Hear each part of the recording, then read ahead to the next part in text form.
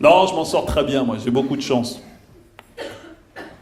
Mon seul souci aujourd'hui, si je suis totalement honnête et transparent avec vous, c'est que j'ai un gros problème avec la promo, moi. J'aime pas trop la promo. C'est pour ça que vous ne me voyez pas souvent dans les médias, parce que j'ai été traumatisé en fait. J'ai été traumatisé sur la promo des 2 derniers films que j'ai sortis au cinéma, notamment sur la promo du crocodile du Botswana. Oui, tu ris, parce que peut-être que tu sais. Non, mais pour ceux qui ne savent pas, en fait, on a sorti le film Le crocodile du Botswana en pleine période de l'affaire Dieudonné. Mauvais timing, mauvais...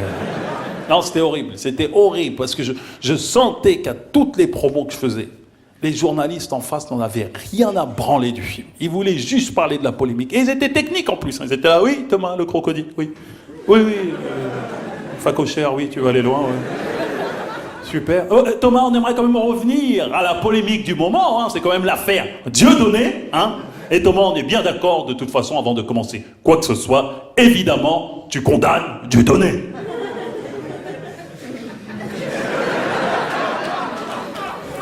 J'étais là, j'avais envie de dire, attends, coupe ton micro. Oui, coupe ton micro 2 secondes. Oui, viens voir en coulisses. Oui, rapidement, viens voir. Non, t'inquiète, viens. Allez, viens, arrête.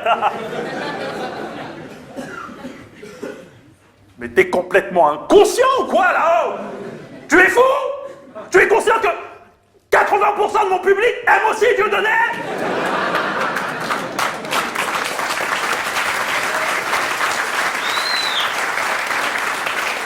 Inconscient, bah t'es un inconscient, t'es malade! Et pourquoi tu me poses cette question d'abord, hein? C'est parce que je suis noir, n'est-ce pas, hein? Est-ce que tu demandes à tous les comiques blancs ce qu'ils pensent du fait que Jean Rouquin a rejoint le Front National?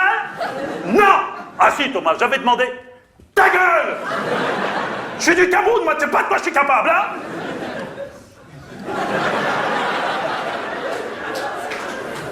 Putain, je suis dans la merde, mais t'es fou de me poser des questions pareilles. Mais pour le public, NJ Jeune, il est libre. Je suis un rebelle. Et là, tu me demandes en direct à la télé de me couper les couilles. Mais je vais me marier, moi, j'aimerais encore profiter un tout petit peu de mes couilles. Alors, comment on fait, là? Comment on fait pour retourner dans ton émission de merde? Tu peux me le dire? Mais nom de Dieu, je refuse que tu me prennes en otage quand je viens pour la promo d'un film. Un film! Non, mais cette affaire Dieudonné, sérieux, des fois ça va loin, ils se rendent pas compte. Hein. Vous vous rappelez de la période dans la presse, là, ils sortaient chaque semaine des photos de personnalités à côté de Dieudonné qui faisaient des quenelles. C'était drôle, on a l'impression que vous avez découvert le plus grand réseau d'antisémitisme au monde. Ils étaient là, regardez chef, encore un people qui fait une quenelle. Alors là, il est fait comme un rat, celui-là. Parce que tu devais justifier les mecs derrière. Hein. Tony Parker, viens ici. Oui? Tony, c'est bien toi, là, à côté de Dieudonné, qui fait une quenelle? Non. Tony, on t'a déjà pardonné pour ton album de rap, alors... Hein? Tu peux nous expliquer, Tony? Oui? Oui? Oh là là. Non, en fait, au début, en fait, j'allais chercher mes clés de voiture, tu vois? Non, je te jure, je prenais mes clés de voiture et elles sont tombées, tu vois? Alors, normal, je vais pour les ramasser, tu vois? Et là, Dieudonné, il me prend en photo.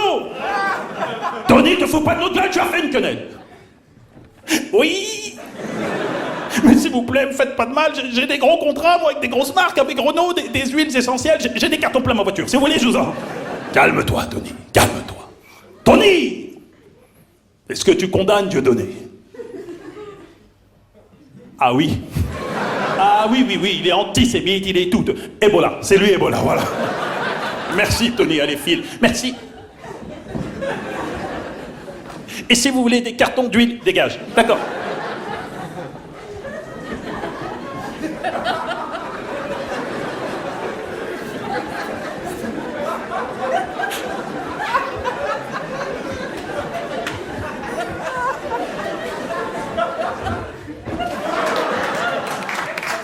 Ah là là. Non mais, le fin mot de cette affaire Dieudonné, parce que les gens ont quand même tendance à oublier un petit détail dans tout ça là. C'est que la polémique, ça paye, hein.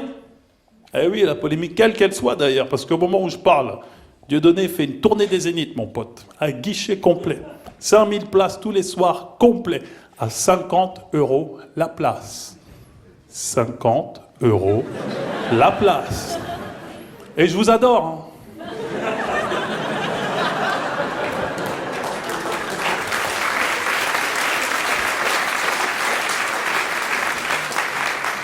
On fait pas le poids. Non, mais à la guerre comme à la guerre, hein, je vais utiliser des méthodes similaires. Oui, c'est pas très noble, mais bon, qu'est-ce que tu veux. Moi aussi, je vais m'attaquer à une communauté, ouais. Oui, j'ai déjà fait ma petite étude et je sais exactement à quelle communauté m'attaquer. Ouais, mon petit pote, ouais. Je vais m'attaquer aux Portugais. Ouais. Qu'est-ce que je risque? J'ai pas de maison en construction. Au pire des cas, ma concierge, elle me fera un peu la gueule, c'est tout.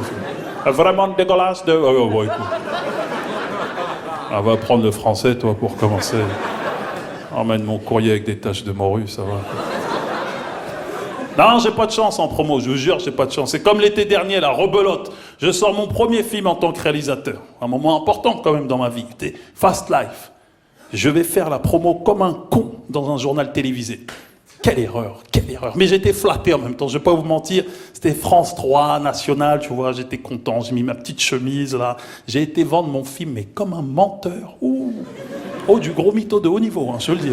Mais Dieu, il m'a puni, hein, rassurez-vous. Il a dit, oh, toi, tu fais le malin, toi, t'inquiète pas, j'ai une petite surprise pour toi. J'étais là à vendre mon film. Oui, donc, c'est mon premier film en tant que réalisateur. J'ai tourné avec 48 caméras. Oui, personne ne l'a fait au monde, je suis le premier.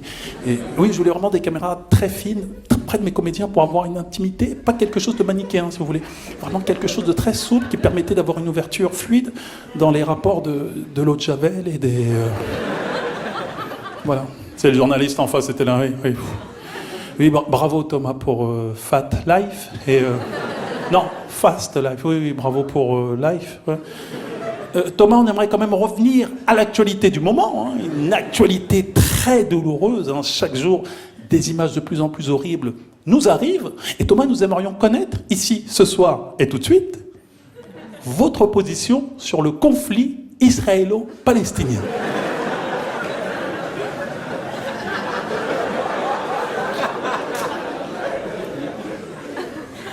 Vous vous rendez compte de la pression, sans déconner. J'adore ce moment. Non, j'adore ce moment, parce que même là, on est qu'au théâtre. Mais je sens qu'il y en a 3-4 dans la salle qui sont là. Ouais, fais voir sa position sur le sujet, là. Oui, oui, je le sens très bien. Et dites-vous que c'est la même chose que j'ai subi, mais à la télé, multipliée par des millions. Hein. Ah oui, mon pote, j'étais là. Oui. Ma position sur le conflit israélo-palestinien, bien sûr. Je vais vous la donner, hein. C'est un sujet comme un autre où on peut s'exprimer en totale liberté.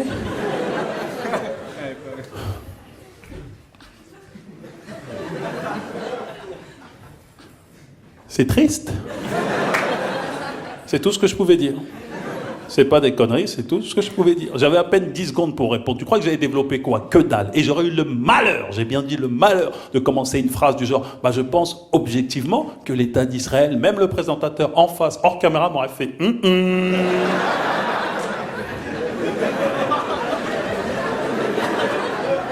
J'aurais appris le lendemain matin que mon film était sorti directement en DVD. Ah bon? Eh oui, Thomas, eh oui. Ton film est à Auchan, oui.